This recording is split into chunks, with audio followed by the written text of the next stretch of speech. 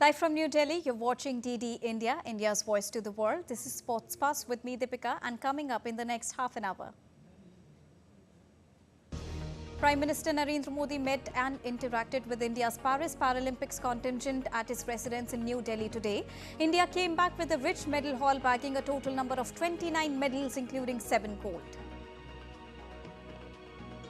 Bangladesh announces 16-player squad for upcoming 2-match test series against India. Keeper batter Zakir drafted into the playing group to replace injured quick Shoriful as Islam.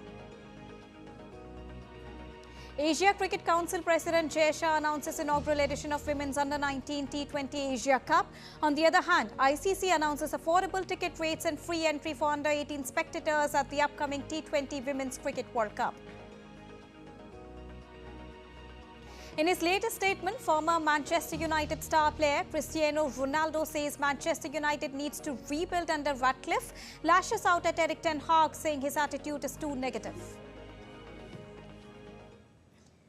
So those were the top headlines of the hour that we are tracing for all our viewers here on Sports Buzz. And now to begin with the latest news of the day. Prime Minister Narendra Modi met with India's Paralympics contingent today at his residence in New Delhi. Well, Team India returned with a rich medal haul, bagging 29 medals, which includes 7 gold, 9 silver and 13 bronze medals.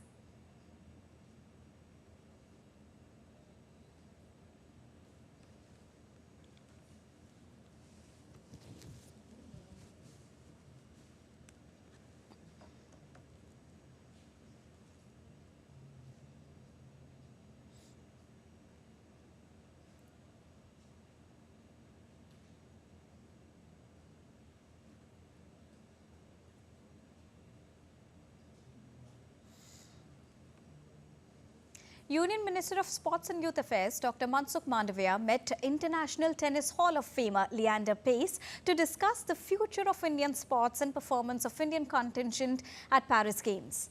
The discussion was focused around enhancing the performance of the athletes in Olympics as well as Paralympics, and also identifying and nurturing grassroots talent. Union Minister expressed his commitment to creating a more conducive environment where athletes have the access to world-class facilities, coaching and competitive opportunities. Leander Paes, who's represented India at 7 Olympic Games, also shared his experiences and insights on what it takes to succeed at the highest of level. At a felicitation ceremony on Thursday, Indian Oil announced scholarship for para-athletes and para-games, including monthly scholarship, medical insurance and sports kits in an event which was held in New Delhi on Thursday. India registered a rich medal haul at the recently concluded Paralympics event this time. Moving on, the Election Commission of India felicitated para-archers Sheetal Devi and Rakesh Kumar for their outstanding achievements and winning a bronze medal at the Paris Paralympics. The Commission also declared the duo as the national icons for persons with disabilities to inspire the voters nationwide. The Commission also emphasized its commitment to accessible and inclusive elections and said that the duo motivate both youth and persons with disabilities to engage in democratic process. मैं बहुत शुक्रिया करना चाहती हूँ कि आज उन्होंने हमारे यहाँ पे सम्मानित किया मेरा, और बहुत खुशी हुई मुझे आके भी। बच्चों को खेलना चाहिए स्पोर्ट्स में, ताकि वो भी अपना देश का नाम रोशन करें। ज़्यादा मुश्किल नहीं होता है, आसान होता है। मैं बहुत शुक्रगुजार हूँ इलेक्शन कमीशन ऑफ इंडिया का कि उन्होंने मुझे इस काबिल समझा कि मैं इलेक्शन कमीशन में आइकॉन बन सकूं। मैं अपनी तरफ से भरपूर कोशिश करूंगा कि मैं जो जिम्मेदारी आज मुझ पे सौंपी गई है मैं उसे पूरे दिल से निभा सकूं। हम कितने ज़्यादा से ज़्यादा वोटर्स को ये कर सकते हैं कि वो अपना कीमती वोट जो है वो ज़रूर दें, और अपने वोट से, क्योंकि उनके वोट से हमारी स्टेट में जम्मू कश्मीर में एक अच्छी सरकार आए। And now update from the ongoing hockey event. Defending champions India toppled South Korea by 3-1 to register their 4th consecutive victory at the Hero Asian Champions Trophy. Rajit Singh Hundal, who opened the scoring at the 8th minute, and skipper Harmanpreet Singh, who scored twice, were the stars for India against the Korean team. Korea's only goal came from the stick of Ji-hoon Yang in 30th minute from a penalty corner. India team has already thrashed teams like China and Japan to advance to semi-finals and will now play Pakistan in their final group match on Saturday. On to cricket now. Ahead of the India versus Bangladesh Test series that is all set to kickstart from the 19th of September, Bangladesh have named a 16-player squad for two-match Test series against India. There's only one change to the squad that defeated Pakistan by 2-0 recently, with keeper-batter Zakir Anik drafted into the playing group to replace injured quick Shoriful Islam for the crucial ICC World Test Championship Series. Shoriful is still recovering from the groin injury he picked up in that first test against Pakistan and will not be considered against India, while Anik earned a call up on the back of his century for Bangladesh A against Pakistan A. The 26-year-old is uncapped at test level but has played 17 T20 international matches for Bangladesh, including 4 at this year's ICC Men's T20 Cricket World Cup. The two-match series commences in Chennai on 19 September and concludes in Kanpur on 27th of September. Staying on cricket, Afghanistan's one-off test against New Zealand risks being abandoned without a ball being bowled after play was called off for the 4th consecutive day due to rain in India's Greater Noida region. Rain has lashed the region for the past 2 weeks, and it was more of the same on Thursday when the umpires called off the play at Shahid Vijay Singh Pathik Sports Complex. With more rain forecast for the rest of the week, the contest looks likely to become just the 8th test to be abandoned without a ball being bowled. Afghanistan play their home matches abroad due to their security concerns for touring teams. Now, it is the first test to be played at the venue, which has hosted Afghanistan's 11 home limited over matches. An Afghanistan cricket board official also said that they preferred Greater Noida over 2 other venues in India because of its proximity to Delhi that made travelling from Kabul easier. Australian coach Andre McDonald thinks the top 6 batsmen who finished the last test season are likely to start the match anticipated 5-match series against India later this year. McDonald hinted at the change in batting order. Steve Smith moved up from number 4 to open the batting after the retirement of David Warner and McDonald. They said it was by no means certain that he would stay there. Smith hardly set the world on fire in his outings as an opener. Regardless of what the selectors decide about whether Smith opens, his place in the side alongside Green, Usman Khawaja, Marnus Labuschagne, Travis Head and Mitchell Marsh looked assured. The India series opens in Perth from the 22nd of November. Australia's Travis Head struck a remarkable 19-ball half-century, including 30 of 1 over as his side beat England by 28 runs in the first match of their T20 series in Southampton. Head banked 4 sixes and 8 fours in an explosive innings of 59. Opener Matthew Short also struck 2 sixes in his knock of 41, but Australia were pegged back by England spinners to end on 179 all out. Now, having gained the momentum after taking 10 Australian wickets for 93, England were unable to carry it into their innings and were never really in the hunt. England slumped to 54 for a loss of 4 wickets as wickets fell at regular intervals. Sean Abbott took 3 wickets and Josh Hazlewood along with Adam Zampa 2 apiece as England were all out for 151. The second match in the T20 series takes place in Cardiff on Friday.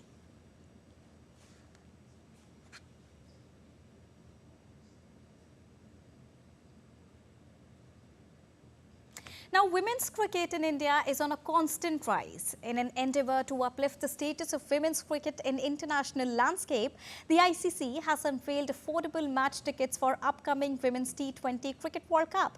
On the same day, ACC, which is the Asia Cricket Council's president, Jay Shah, announced the inaugural edition of Women's Under-19 T20 Asia Cup. Here's a report. Women's cricket in India is on a constant rise, which is now witnessing a revolution. From encouraging players to showcase their talent at a global level to inviting more number of spectators inside the stadium, there is a 360-degree approach to enlarge the horizon of women's cricket in India. In continuous endeavour to uplift the status of women's cricket in international landscape and ahead of the upcoming Women's T20 World Cup, the ICC has unveiled affordable match tickets starting at only 5 dirhams with free entry for those under 18. This initiative aims at creating a lasting legacy for the tournament being hosted in the UAE. To mark the announcement, ICC also released a video of a spectacular laser show on the tournament at the iconic Burj Khalifa. The tournament will feature 20 league matches held across Dubai and Sharjah, starting with Bangladesh taking on Scotland. On the other hand, Asian Cricket Council's president, Jay Shah, launched the first edition of Women's Under-19 T20 Asia Cup. The tournament is all set to act as a preparatory event ahead of the Under-19 World Cups and will be held biennially. In an official statement, ACC President Jay Shah said, and I quote him, "Today marks a pivotal moment for cricket in Asia.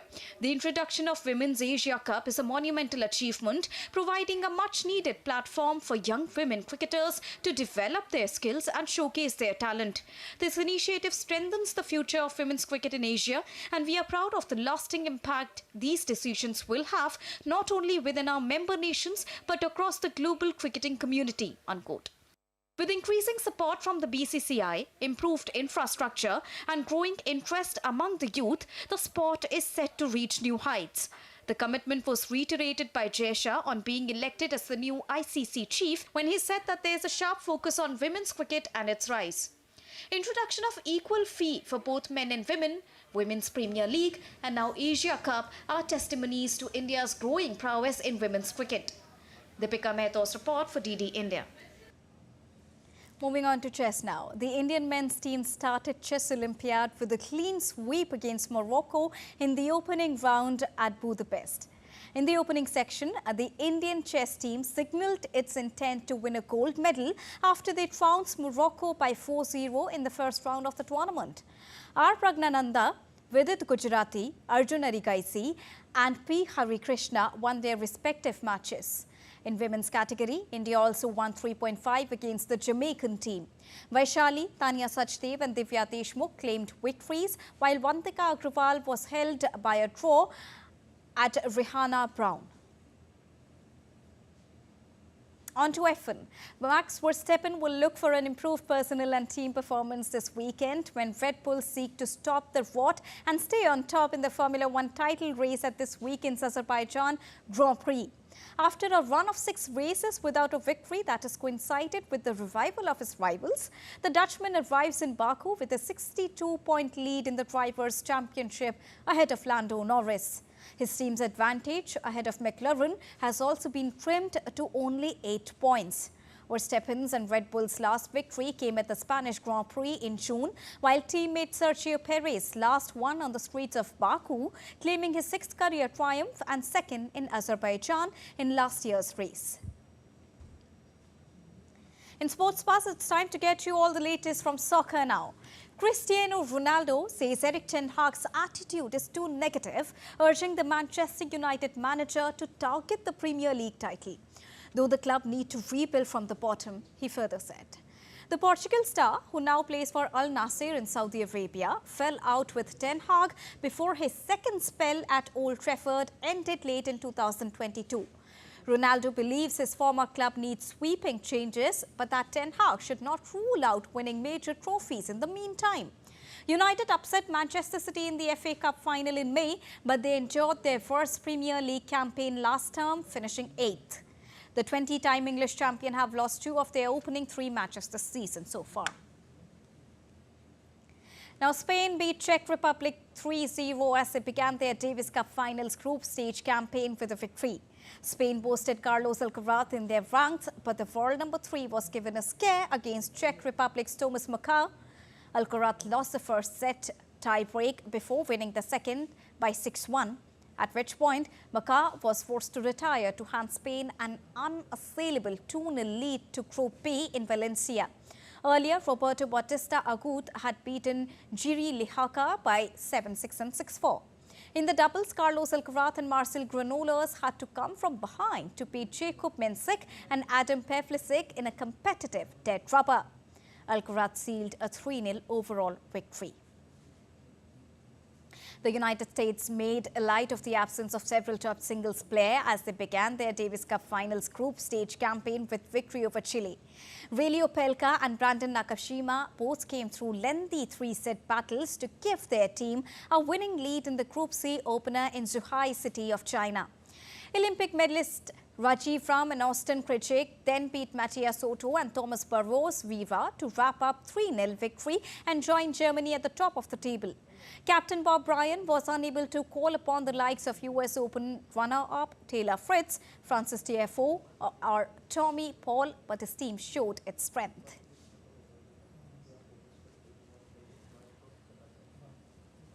On to golf now. In a latest statement, Spanish professional golfer Jon Rahm says that he wants Ryder Cup spot but won't pay fines for that. Here's more.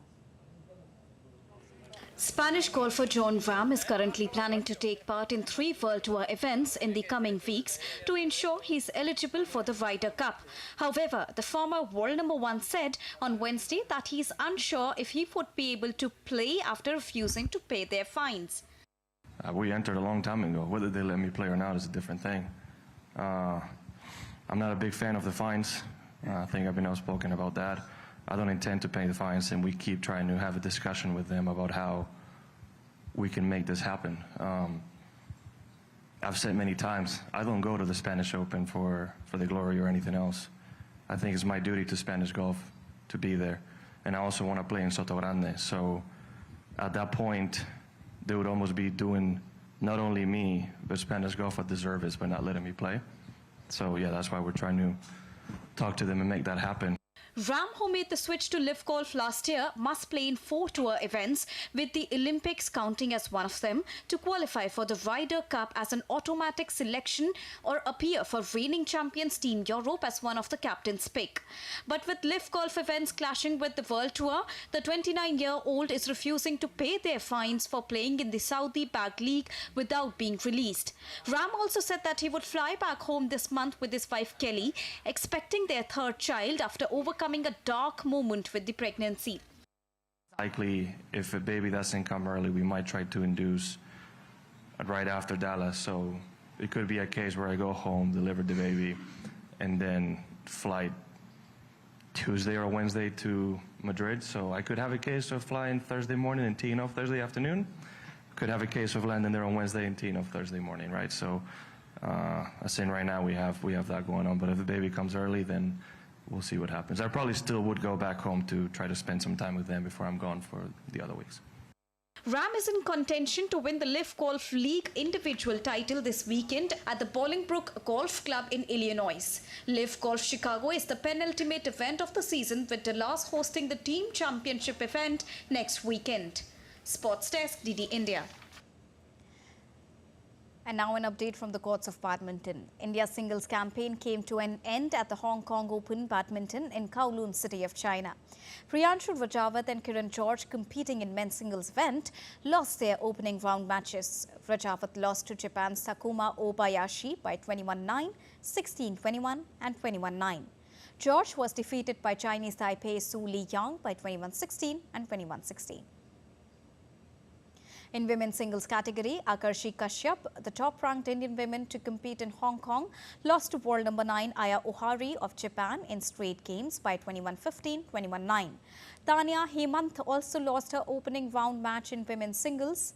In the mixed doubles event, Commonwealth Games medalist N. Sikki Reddy and B. Sumit Reddy defeated fellow Indians Kona Tarun Sri Krishna Priya in the opening round by 21-9, 21-10 to make it to round of 16.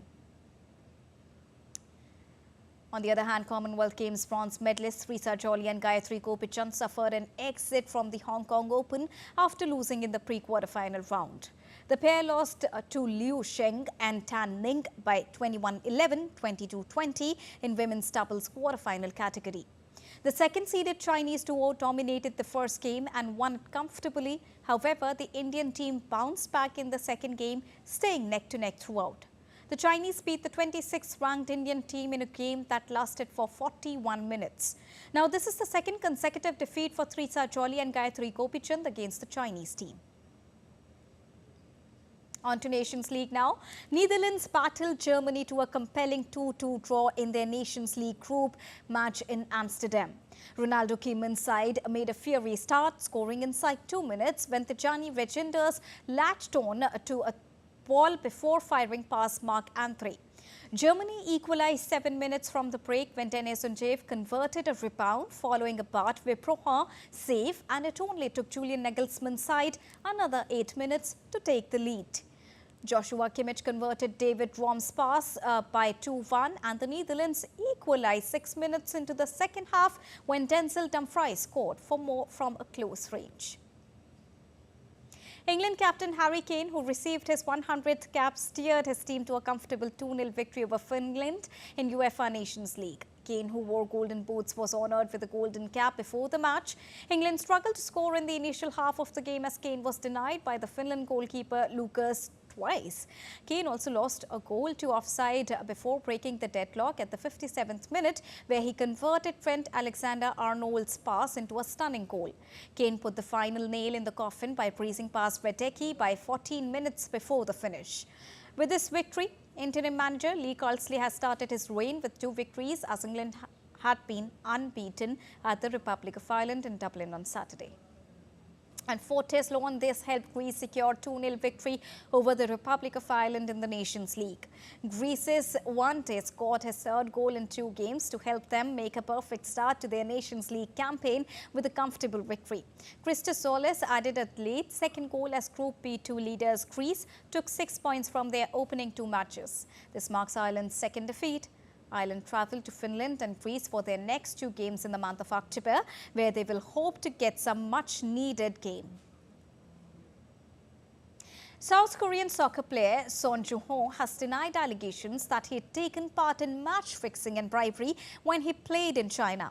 Son Joo-ho said he had given a false confession as he was under duress. The Chinese Football Association has banned 38 players, including Son, and 5 officials for life after a 2-year investigation into match fixing and gambling as part of a crackdown on corruption. The midfielder, who's lost his spot in the South Korean side since the scandal broke, was released and returned home in March this year after nearly 10 months in detention in China. He'd agreed not to talk about his experience during detention as a condition for his release, but decided to speak up because he was shocked to find his name in China's announcement on the ban. And before we let you go, here are some amazing visuals where Georgian daredevil biker Georgi Gekilzi rode 33 kilometers on the surface of the water on his modified motorcycle. He travelled the distance between 2 Georgian coastal towns of Kobuleti and Poti on the Black Sea.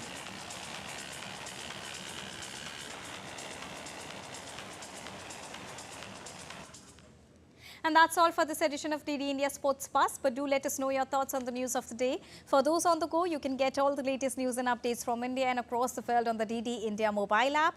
The app is available on both Android and iOS platforms. Scan the QR code on the screen to download it right now. We'll be back with more news as it breaks here on DD India. I am Deepika, and from all of us here in New Delhi, thank you so much for watching DD India Sports Buzz.